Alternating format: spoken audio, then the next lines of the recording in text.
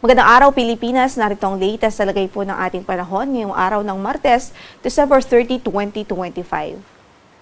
Umiiral pa rin ang amihan na northeast monsoon dito sa northern at central Luzon, habang sa natitirang bahagi naman ng ating bansa ay easterlies pa rin ang umiiral.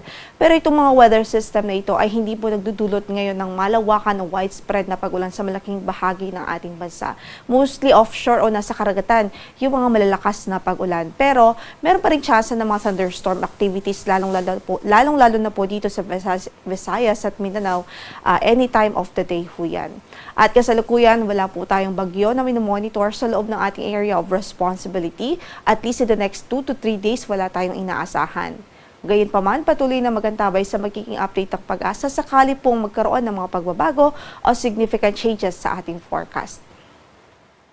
So sa ating pagtayo ng panahon sa araw na ito, dito nga po sa Metro Manila, maging dito sa Ilocos Region, Central Luzon, Cordillera Administrative Region at Cagayan Valley, asahan natin ang bahagyang maulap hanggang sa maulap na papawirin at may tsansa po ng mga isolated o pulupulong mahihinang pag-ulan lamang dahil sa amihan. Bukod dyan, dala pa rin ho nito ang may kalamikang simoy ng hangin lalong-lalo na po sa madaling araw at bandang gabi.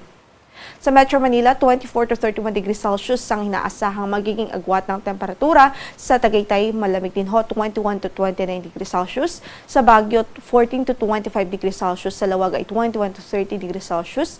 Sa Tugigaraw ay 21 to 29 degrees Celsius. Habang sa Legazpi po ay 24 to 31 degrees Celsius. So sa ating pagtayan ng ating panahon dito sa Kabikulan at Mimaropa Region, asahan natin ang bahagyang maulap hanggang sa maulap na papawirin at may posibilidad din ho ng thunderstorm activities. Kung saan man ang ating lakad sa araw na ito, huwag kong kalimutang magdala pa rin ng mga palanggalang sa ulan sakali po magkaroon ng biglaang pagbuhos ng ulan due to thunderstorm. Samantala sa Visayas at Mindanao, asahan din natin ang bahagyang maulap hanggang sa maulap na papawirin at tsansa lamang din ho ng mga isolated o pulupulong mga thunderstorms o pagkidlat pagkulong anytime of the day. Sa pagtayo ng ating temperatura po doon, sa Tacloban, 25 to 30 degrees Celsius. Sa Iloilo ay 24 to 31 degrees Celsius. Sa Cebu ay 26 to 30 degrees Celsius.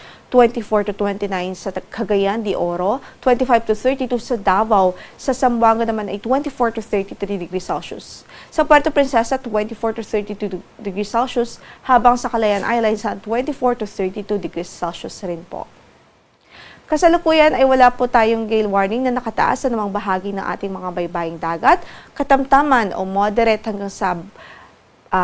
hanggang sa maalon ang magiging kondisyon ng ating karagatan dito sa Northern Luzon at sa silangang bahagi ng Central Luzon.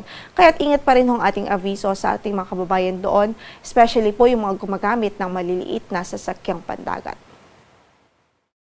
Ang sunrise po natin for today is 6:20 in the morning at mamaya lamang po ay lulubog ng araw sa ganap na 5:37 ng hapon.